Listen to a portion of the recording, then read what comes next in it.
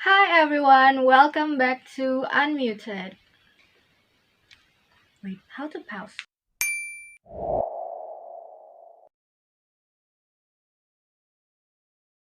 Kenalan dulu, nama gue Iren Adelia dan gue yang bakal nemenin kalian di episode hari ini. Well, actually after a very long time working behind this channel, I finally debuted with my own episode hari ini.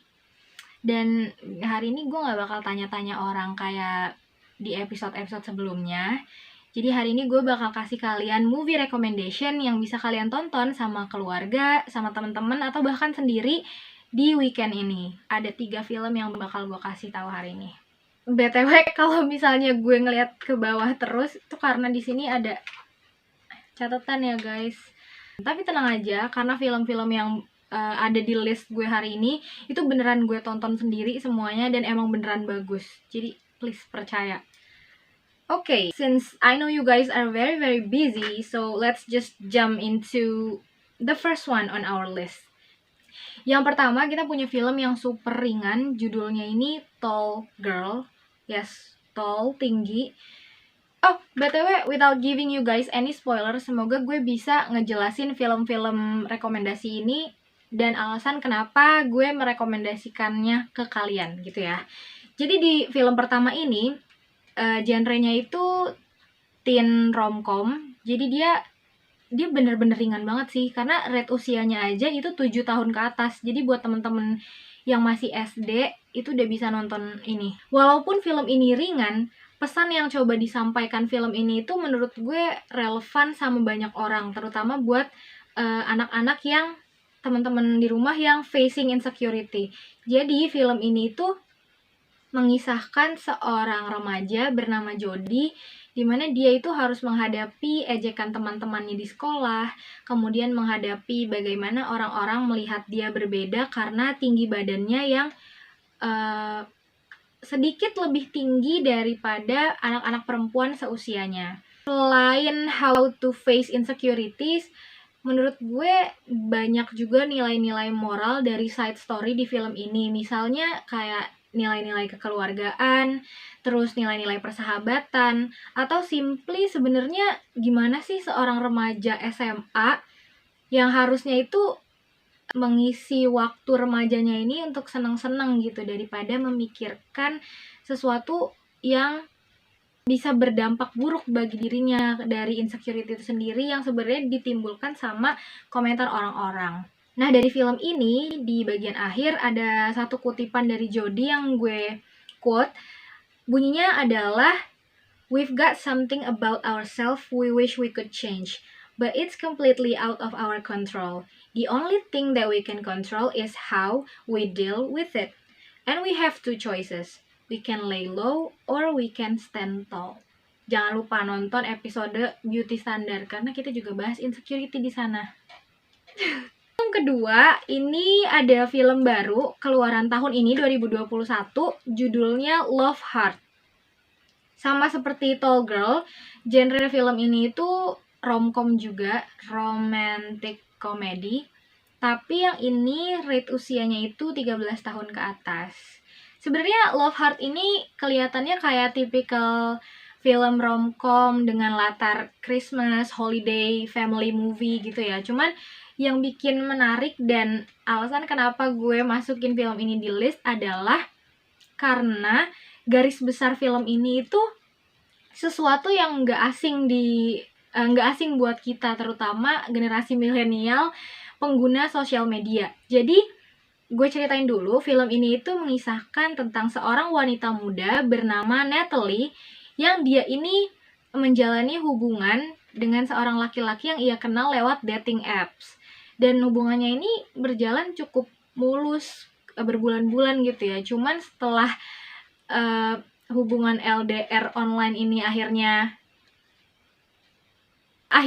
Natalie ini memutuskan untuk ketemu sama si cowoknya, ternyata dia sadar kalau Natalie ini kena catfish. Jadi buat teman-teman yang belum tahu, catfish itu basically pemalsuan identitas secara online, profil yang kita taruh di media sosial, kemudian cara kita merepresentasikan diri kita di media sosial kepada orang lain, itu nggak sesuai sama identitas kita aslinya di dunia nyata. Dan biasanya istilah catfish ini digunakan dalam konteks hubungan romantis. Sebenarnya kayak menipu pasangan, calon pasangan, target pasangan, atau menipu pasangan kita soal siapa diri kita sebenarnya gitu. Love Heart ini seru banget sih, karena selain soal romance, ini juga ya kayak film-film Christmas dan holiday, pasti banyak menunjukkan bagaimana kehangatan keluarga. Nah, ada quotes juga yang gue kutip dari film Love Heart ini, bunyinya adalah, "Love doesn't have to be perfect, it just has to be honest." Jadi buat teman-teman di rumah jangan catfish, karena itu sebenarnya menipu sama aja ya. Oke, sekarang kita ke rekomendasi terakhir, rekomendasi ketiga. Untuk rekomendasi selanjutnya ini diperuntukkan bagi teman-teman yang usianya udah 18 tahun ke atas. Jadi kids, please follow the rules. Ada film yang judulnya The Danish Girl. The Danish Girl ini mungkin agak berbeda dari dua film sebelumnya. Ini cukup berat. Jadi film ini dikeluarkan pada tahun 2015 di Inggris dan diangkat dari sebuah novel dengan judul yang sama yang menceritakan kisah nyata sepasang suami istri berprofesi pelukis dari Denmark bernama Einar Wegener dan Gerda Wegener. BTW, sorry kalau misalnya namanya gue mispronounce. Latar waktu di film ini itu tahun 1920-an. Sebenarnya film ini tuh gue tahu karena dia sempat populer tahun 2020 kemarin di TikTok. Jadi gue taunya juga dari TikTok, dan setelah gue tonton emang masterpiece. Pas gue cari tahu soal filmnya, emang banyak dapat kritikan karena isi filmnya, tapi banyak juga dapat penghargaan. The Danish Girl ini menceritakan bagaimana perjuangan Einar Wegener, seorang suami yang berjuang untuk mewujudkan impiannya untuk bisa menjadi seorang perempuan. Jadi basically dia merasa identitas dirinya itu terkubur selama ini sebagai seorang perempuan. Bersamaan dengan prosesnya yang panjang melalui diagnosa dokter yang bermacam-macam, dia Einar ini sempat dianggap tidak normal, homoseksual, kemudian dia juga pernah dianggap skizofrenia sama dokter yang dia datangin untuk konsultasi. Gerda, istrinya, karena rasa cintanya terhadap suaminya itu turut mendukung, turut menemani, bahkan mencarikan dokter terbaik yang bisa mewujudkan impian Einar ini untuk menjadi seorang wanita sesungguhnya. Pada akhirnya, Einar Wegener sampai berhasil menjalankan operasi transformasi fisik menjadi seorang wanita.